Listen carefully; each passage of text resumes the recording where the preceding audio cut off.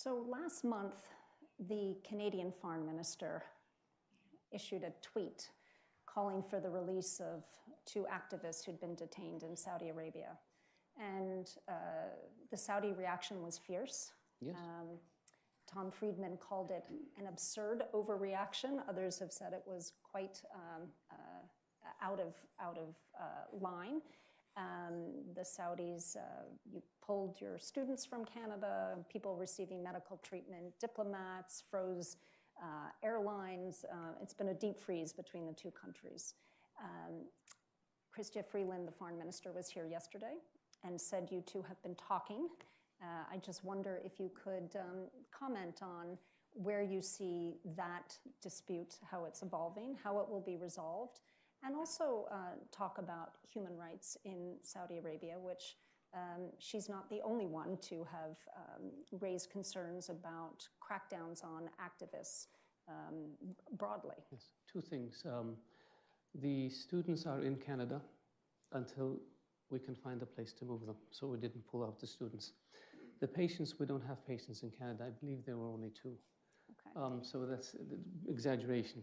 We stopped new investment in Canada, and we stopped new Canadian investment in Saudi Arabia, and we stopped airline traffic to Canada, and we asked Canada to take their ambassador back, and we recalled our ambassador, but we didn't cut relations. It is outrageous, from our perspective, that a country will sit there and lecture us and make demands.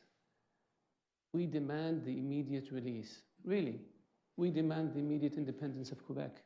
We demand the immediate granting of equal rights to Canadian Indians. What on earth are you talking about? You can criticize us about human rights. You can criticize us about women's rights. America does. State Department issues reports every year. British Parliament does. European Parliament does. French Parliament does. German government does. Others too. That's right. That's your right. We can sit down and talk about it. But we demand the immediate release.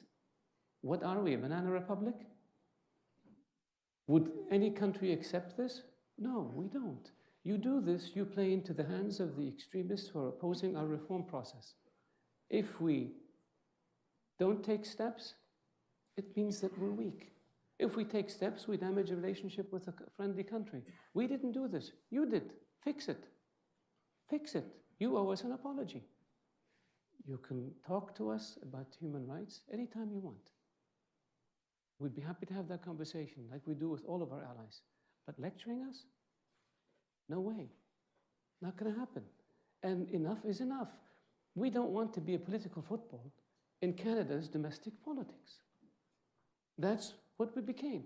Find another ball to play with, not Saudi Arabia. And that's why the reaction in our country was so strong. Very easy to fix. Apologize. Say you made a mistake.